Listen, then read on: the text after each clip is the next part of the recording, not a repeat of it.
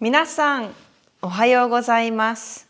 こんにちは、こんばんは、あきこです。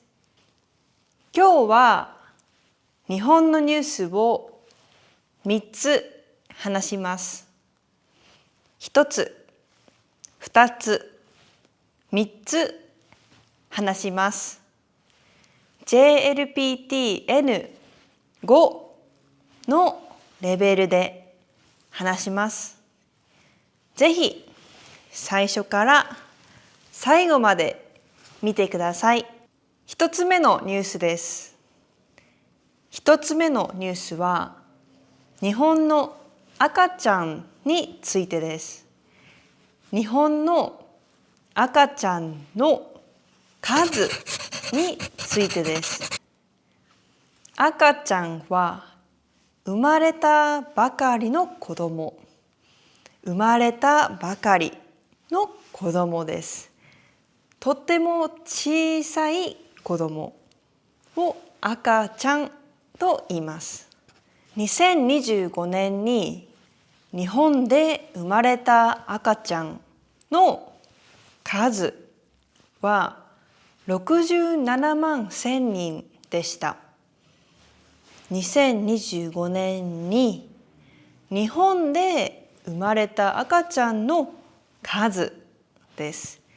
その人数、何人生まれたのかは67万1000人です。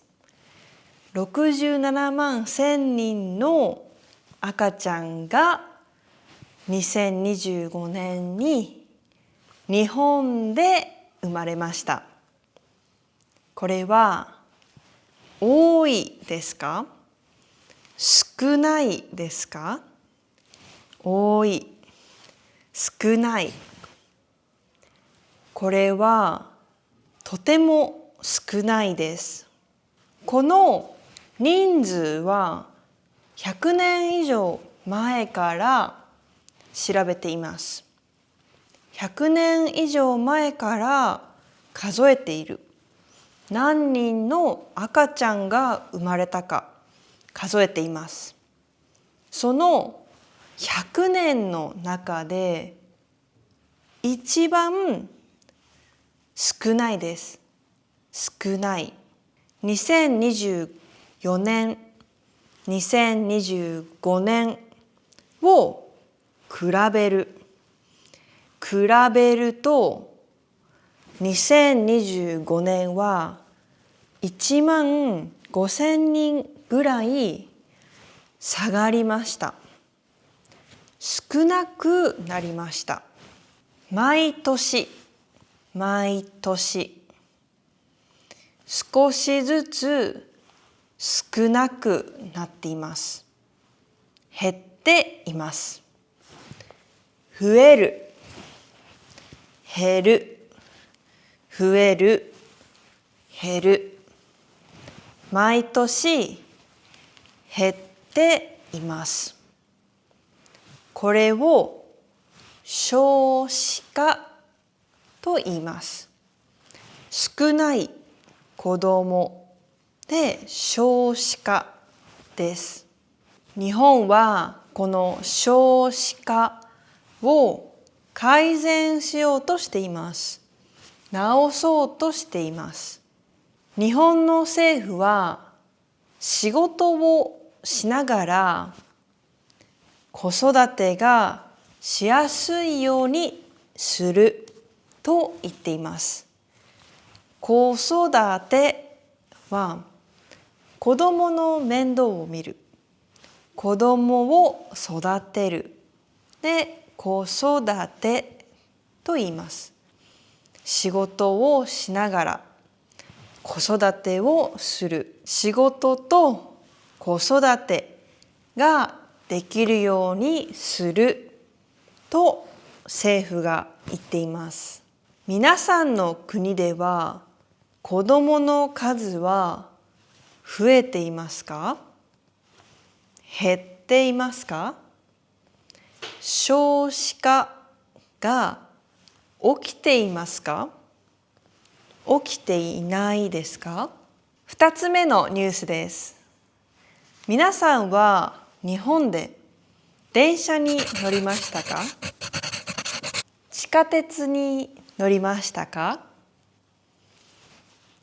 ？2つ目のニュースは電車の切符、チケット、切符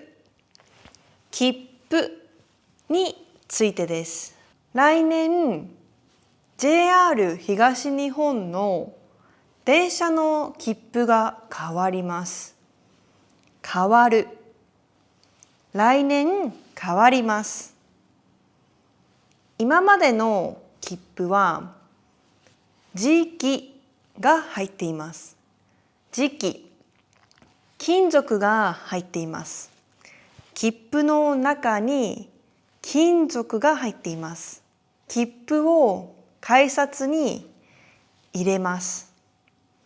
改札に入れる。来年の春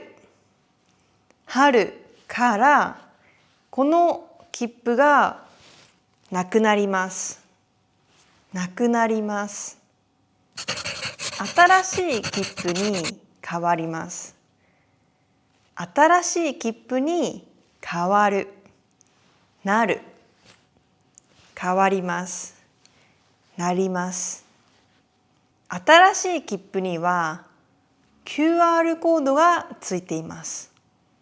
QR コードがついています。なぜ切符が変わるのか、新しくなるのか。新しい切符は環境に優しいです。環境に優しい。